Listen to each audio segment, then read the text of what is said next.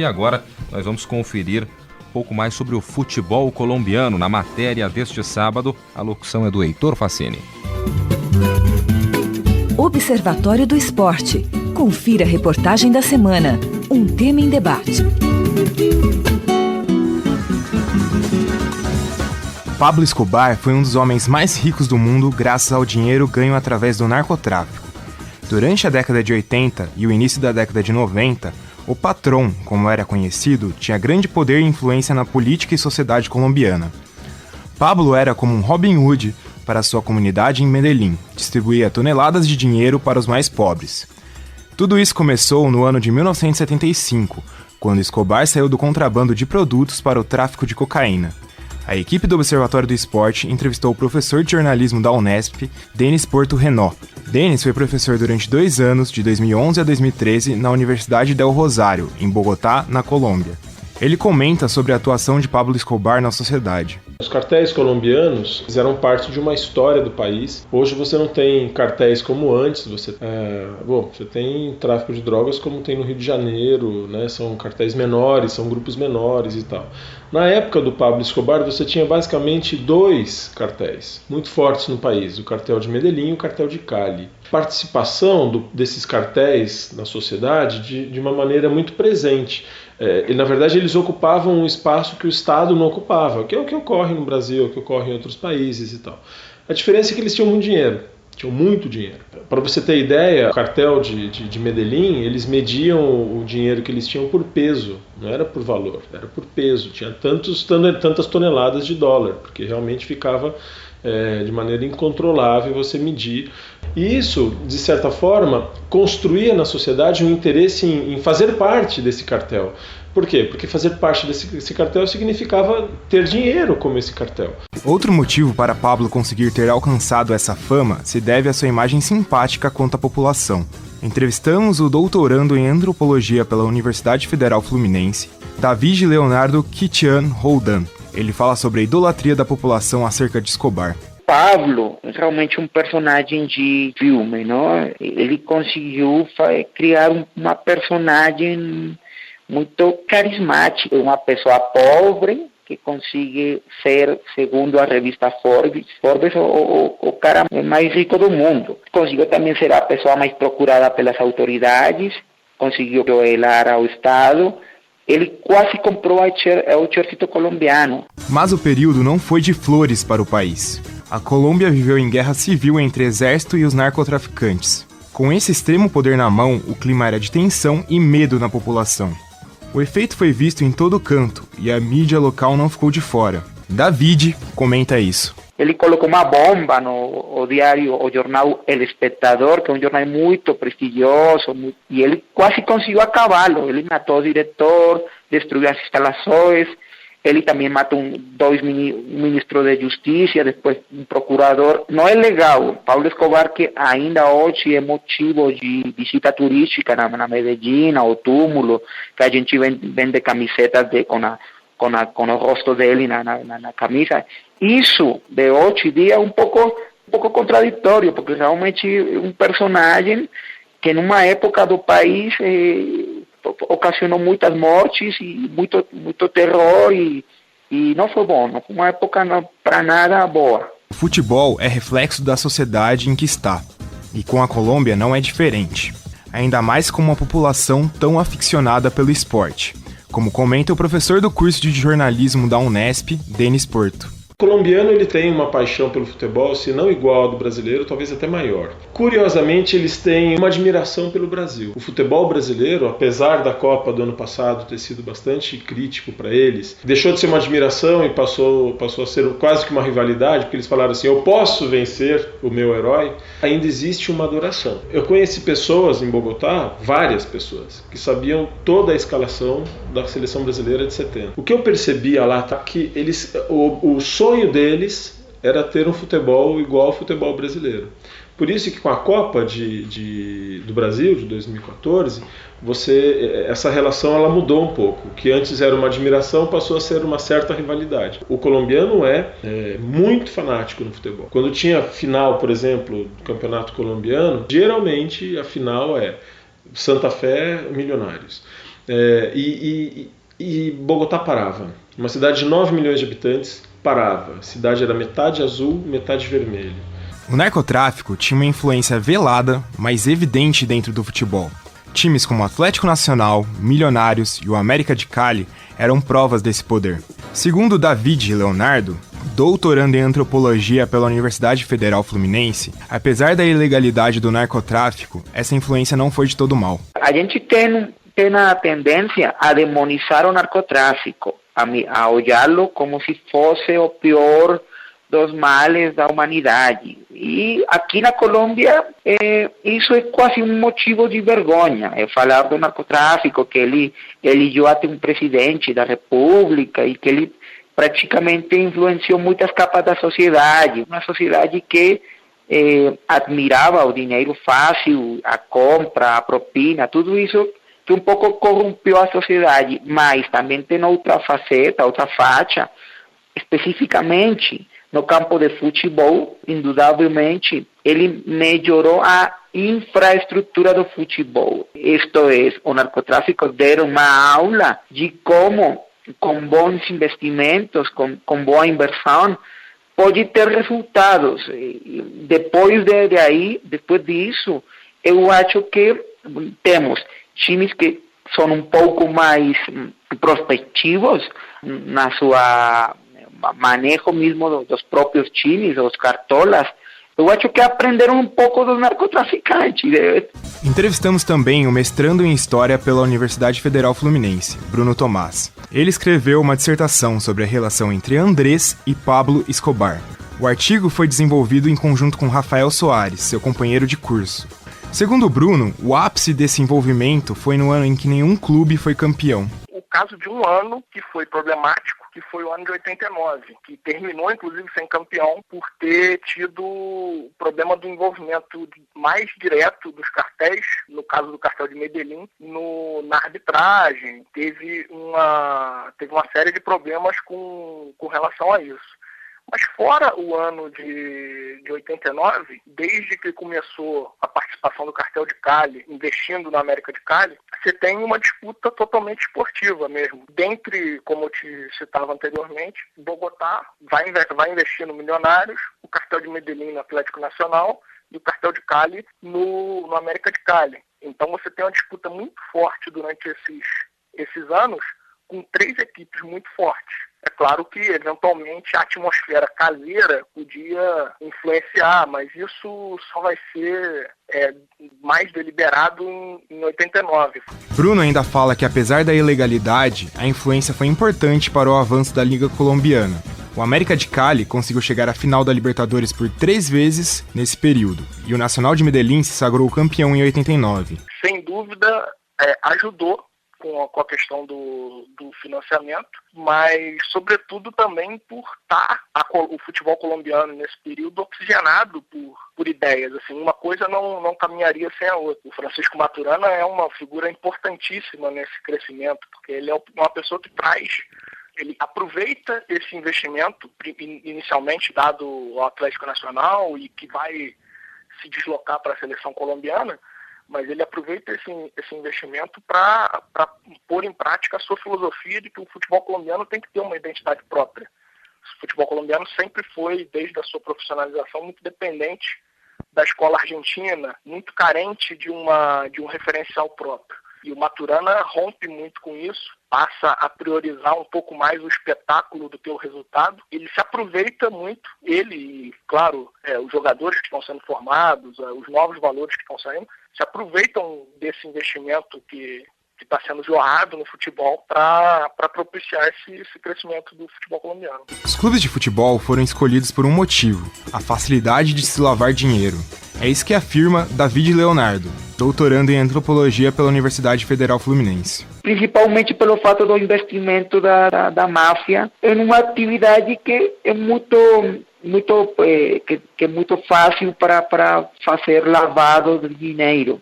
Isto é, para trazer dinheiro criminoso e lavá-lo para que ele fique bom, seja dinheiro bom. E como o futebol não tem controle, é muito difícil de controlar ainda hoje, não somente na Colômbia, sino a gente está vendo os escândalos da FIFA.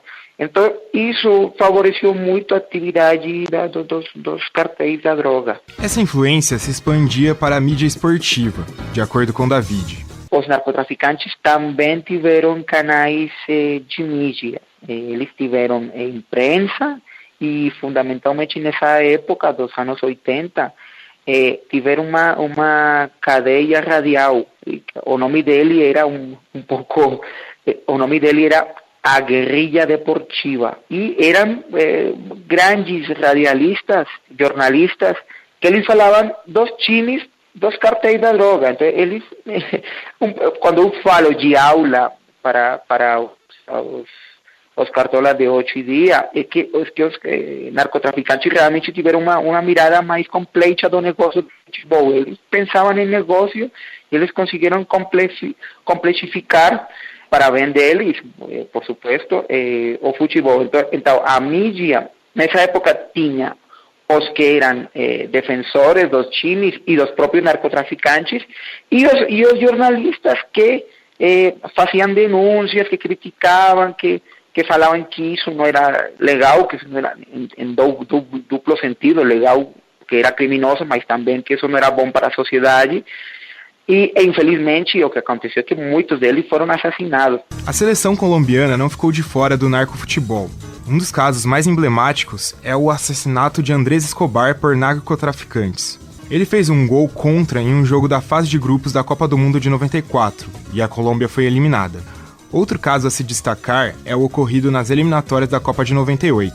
David relata o que aconteceu. E quando a Colômbia consegue se classificar para a França em 98, os jornalistas perguntaram na cancha a um futebolista, a um atacante da Colômbia, você a quem quer agradecer pela classificação? E ele falou a Virgem Maria, mas também a Gilberto Rodríguez Orejuela. Assim, falou o nome do narcotraficante, outro do cartel de Cali, assim, na televisão nacional, todo mundo assistindo, não tinha como editar, assim, saiu assim ao ar. Todo mundo viu isso. Então, ele não tinha nem sequer vergonha de falar da sua amizade com os narcotraficantes. Após a morte de Pablo Escobar em 93 e o desmonte do cartel de Cali mais à frente, o narcotráfico foi perdendo força.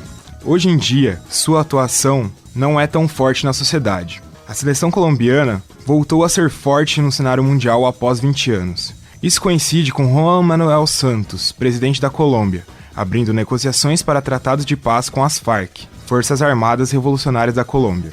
David Leonardo, doutorando em antropologia pela Universidade Federal Fluminense, explica como é o panorama atual. Ele enviou para a população mensagem de que ele queria fazer diálogos de paz num tempo. 4 anos atrás a gente não queria saber nada de diálogos. Agora a gente já queria diálogos. Agora temos uma mesa na Havana que se fala de que se vacinar a paz daqui a março e temos um período muito feliz da seleção, especialmente com a Copa do Brasil. A gente chegou até a 5ª partida, então não foi assim uma coisa de dor, sino de muito empolgamento, não acreditar, mas a gente tem aí uma coisa muito especial com o que aconteceu politicamente e também com o que aconteceu futebolisticamente. Eu acho que o futebol foi um operador nacional para aquela coisa da paz, porque tem muita relação uma coisa com a outra e com a reeleição do atual presidente com seu discurso do futebolizado.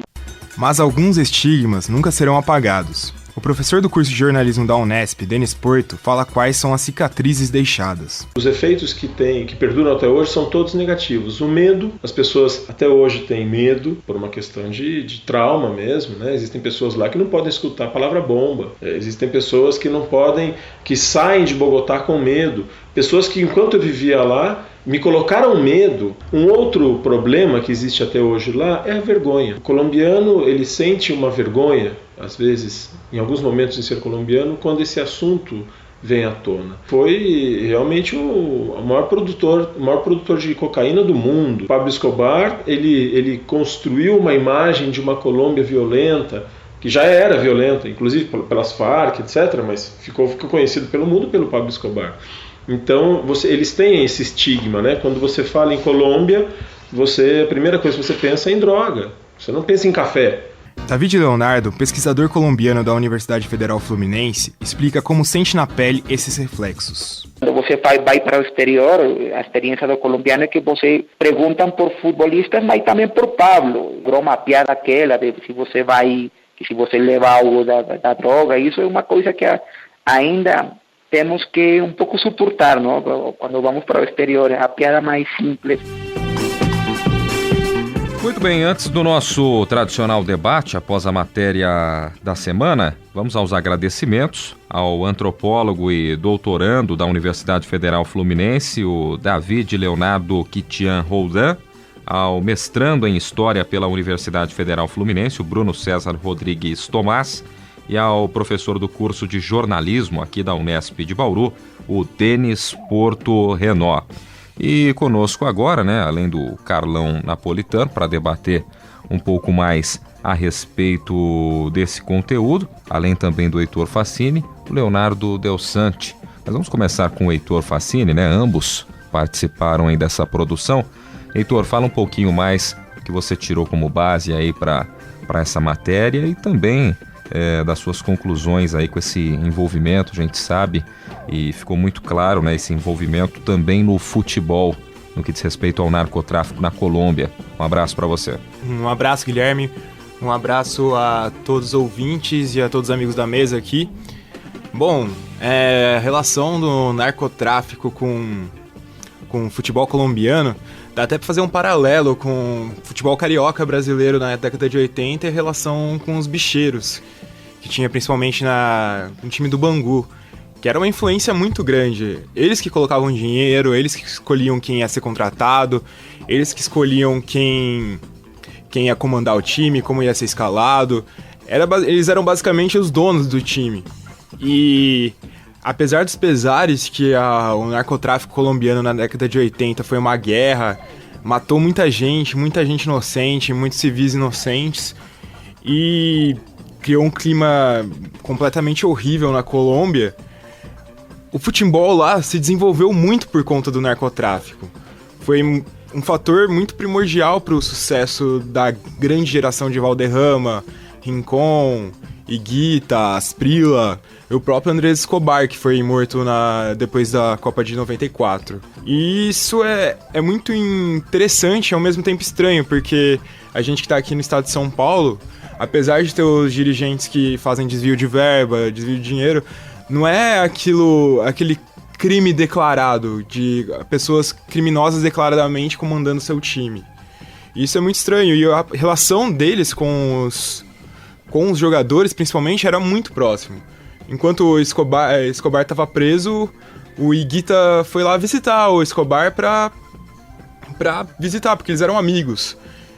Fato que causou também a prisão do Higuita e o corte dele da Copa de 94, que ele não foi participar. O Escobar, enquanto ele estava preso, ele chamava jogadores dos mais variados países da América do Sul para jogar amistoso dentro da prisão com ele. Ficar brincando lá, jogando bola dentro da prisão. E era uma relação muito próxima. Aí. Tinha livre acesso, tinha um ciclo de amizades ali, Uma prisão construída por ele. É uma prisão construída por ele. Não era bem uma prisão, era quase um castelo para ele. Era uma mansão para ele. Não, o que eu achei interessante nas entrevistas é essa figura contraditória dele, e esse contraponto também em relação à influência do narcotráfico em relação ao futebol. Ou seja, num sentido, causa uma tragédia, como a morte do zagueiro Escobar, por conta disso, e no outro sentido, como disse o entrevistado, o colombiano auxilia na própria profissionalização do futebol, quer dizer... Não só do futebol ainda. E assim, até a própria figura do Pablo Escobar, ou seja, ela causa medo, receio, como disse o Denis, mas também há uma certa idolatria, também mencionado que as pessoas vendem camiseta, essas coisas lá na Colômbia, ou seja, ele foi um benfeitor, mas foi um terrorista também, ele ajudou uma certa camada da população, mas foi demasiadamente prejudicial para a maioria. Então a figura dele é contraditória, e o que chama atenção também é deixar esses estigmas, ou seja, como o colombiano, um povo ligado ao narcotráfico, um povo traficante, relacionado à cocaína, não é bem verdade isso, A Colômbia tem muito mais coisas do que somente essas questões. Então acho que chama uma atenção essa relação. E o que eu queria pontuar é que talvez a grande geração do futebol colombiano tenha sido justamente dos anos 90, né? Até comecei a fazer uma relação aqui, a do Rincón, Asprilla, Valderrama e Guita, talvez nem todos tenham jogado junto, mas eu acho que a gente lembra muito mais do Rincón pelas passagens que ele teve aqui no Brasil. Mesmo não atuando juntos, né? A grande safra foi por aí, né? Agora o futebol colombiano melhorou. Agora o futebol colombiano melhorou tanto que chegou nas quartas de final da Copa do Mundo. Tem uma safra de jovens também muito ascendente, como o próprio James Rodrigues, que é um talvez dos 10 melhores jogadores do mundo hoje, que joga pelo Real Madrid. O Falcão, que foi artilheiro 2 vezes da Europa. E outros tantos, o Murijo, o Guarim. Outros que estão subindo também. Mas eu só quero dizer, é uma geração que a própria contradição, né? Foi a melhor geração, mas foi uma geração que parece que não jogava de forma profissional, né? Com muita brincadeira em campo, até o próprio Guita, que fazia com o rabo de arraia, né? Fez o escorpião. Que defendia. Os caras estavam ali para se divertir, né? E me parece isso, até foram, não como sensação em 90, mas sim um bom time em 90, e perderam pro time de Camarões, e se eu não me falar a memória, foram desclassificados na primeira fase, também em 94, a grande sensação, e perderam. Ou seja, parece que o futebol, eles não levavam muito a sério aquelas questões. Isso faz parte também da maneira como que o Maturana, que era o técnico da época, concentrava e colocava os seus jogadores em campo. A partir do momento que ele abandona um pouco a escola argentina de futebol e tenta dar um estilo novo à Colômbia, ele diz, olha, a gente não tem que se preocupar tanto com tática, tem que se preocupar mais com um jogo mais bonito, um espetáculo, que assim a gente consegue desenvolver melhor e desenvolver um estilo de jogo um pouco mais atraente aos olhos, acho que a gente pode dizer dessa maneira. A Colômbia, depois de um tempo, espera até um título dela em 94, que é uma coisa que decepcionou muito, porque foi eliminado logo na primeira fase, principalmente para os Estados Unidos, que era um time, aliás, não muito badalado na época, só era sede da competição. E são várias as oportunidades que a Colômbia teve de mostrar futebol, e a exceção da Copa do Mundo, ela conseguiu muitas das vezes ir longe. Lembrando que os Estados Unidos caiu para o campeão mundial, né? Sim. Caiu para o Brasil. No dia da independência dos Estados Unidos. 1-0 somente. E o mais simbólico desse jogo é que muito dessa caça contra os narcotraficantes era influenciada pela polícia norte-americana dentro da Colômbia, correndo dentro da Colômbia para conseguir caçar os narcotraficantes. Porque se a gente lembrar, a Colômbia virou a principal fornecedora de droga para os Estados Unidos através de Miami. Ou seja, o narcotráfico virou problema para os Estados Unidos também. E eles influenciavam muito eles se intrometiam muito na política colombiana. E esse jogo, o Andrés Escobar, ele fez o gol contra e a Colômbia perdeu, e foi muito simbólico por isso, porque além dos Estados Unidos não ser um time tão bom quanto é hoje, que hoje ainda não é excelente, mas é muito melhor do que era um jogo muito simbólico, era a derrota contra o imperialismo yankee, que foi assim... Contra quem estava invadindo o país para tentar derrotar a maior riqueza do Estado, para quem considerava o narcotráfico a grande riqueza do Estado, né? Na época o Escobar era o homem mais rico do mundo. E o Andrés Escobar, o zagueiro, ele era talvez o jogador que era considerado mais talentoso, o jogador mais querido dessa seleção colombiana. Tanto que era capitão. Tinha até um apelido de Cavaleiro, que era por causa do gol que ele fez no estádio de Wembley. Ou seja, ele era um grande nome da seleção colombiana. Mas aí ele fez o gol contra e todo esse peso foi jogado nas costas dele de perder a Copa do Mundo, que era uma sensação que poderia ter sido campeã, segundo todo o prognóstico falava, chegou até a ganhar da Argentina de 5-0 em Buenos Aires. Assim, eram coisas impressionantes que a seleção conseguia fazer. E foi o Andrés Escobar que fez com que a Colômbia perdesse para os Estados Unidos. Basicamente isso, ele foi o causador da derrota. Aí, mesmo depois que o Pablo Escobar já tinha morrido, que foi em 93, o cartel de Cali manda matar o Andrés Escobar, porque fez um vexame nacional para a seleção colombiana. Vexame com dimensões internacionais, mundiais, né? E o vexame só ficou ainda maior com a morte do jogador. Sim. E a Colômbia demorou muito tempo para conseguir se reerguer. Mesmo tendo talentos, a seleção não rendia. E a seleção começou a render quando entrou o José Peckerman, criou um método de trabalho, muitos jogadores foram cedo para a Europa, eles conseguiram aprender lá.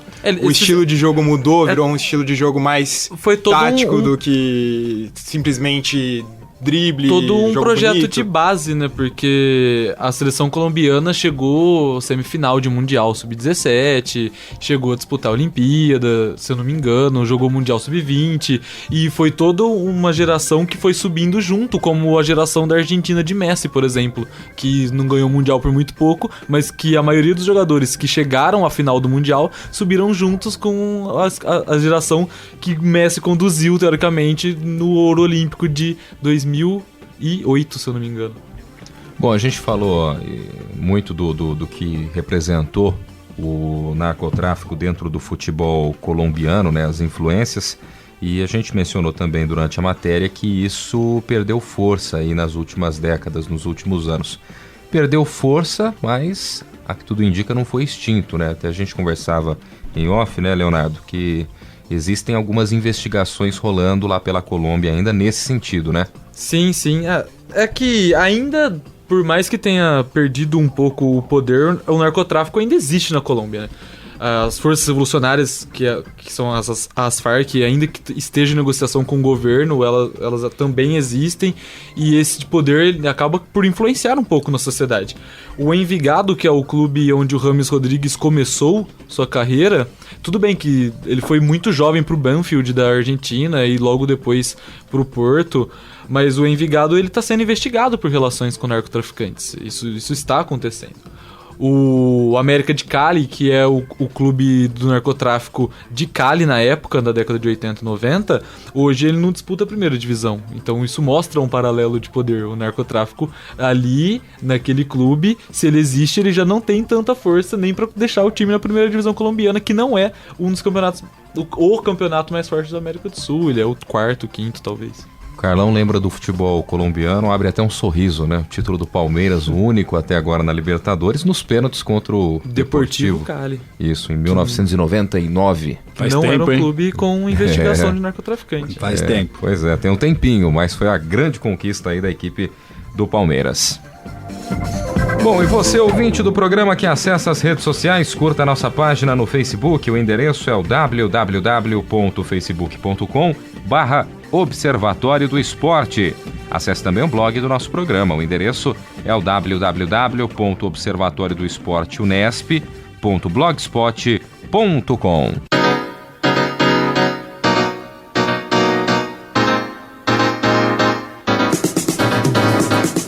O Observatório do Esporte deste sábado vai ficando por aqui. Teve locução de Guilherme Dias e Heitor Facini, com comentários do Carlão Napolitano e também do próprio Heitor, né, que também integra a equipe de reportagem ao lado do Leonardo Del Sante, da Jéssica Dourado, do Isaac Toledo, do Leonardo Guerino e do Thiago Pavini.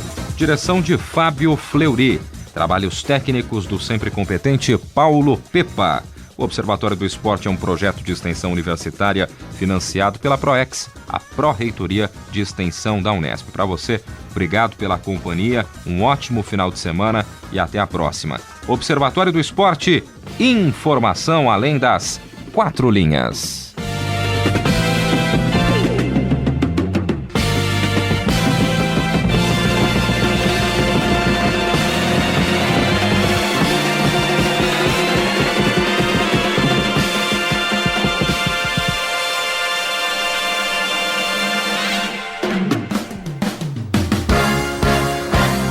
A Unesp FM apresentou Observatório do Esporte, o programa que dá bola a todas as modalidades esportivas.